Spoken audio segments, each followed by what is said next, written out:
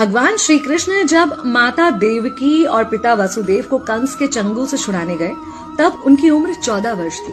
उनकी माता ने उनसे पूछा कि बेटा तुम तो भगवान हो, तो तुम हमें पहले ही कंस के चंगुल से छुड़ा सकते थे, इतनी देर क्यों कर दी? तो कृष्ण जी ने कहा, माता क्या पिछले जन्म में आपने मुझे 14 वर्ष का वनवास नहीं दिया था? माता हैरान रह गई, बोली ये क्या कह रहे हैं आप? तब कृष्ण जी ने बताया कि पिछले जन्म में मैं राम था और आप थी माता कैकेयी और आप ही ने मुझे 14 वर्ष का वनवास दिया था और कर्म फल से कोई नहीं बच सकता माता, इसलिए आपको 14 साल का ये दुख सहना पड़ा। तब आश्चर्यचकित होते हुए माता ने पूछा, तो फिर यशोदा पिछले जन्म में कौन थी? कृष्ण जी ने बताया, वो थी माता कौशल्या, जो 14 साल तक अपने पुत्र से अलग रही थी। उन्होंने उस दुख को सहा था, इसलिए इस जन्म में 14 साल मैं उनके पास रहा और मेरे साथ रहने का माता और पुत्र के प्रेम का सुख उन्हें मिला। कहने का मतलब यह है कि कर्म फल से ना उस युग में कोई बचा था, ना आज कोई बचेगा।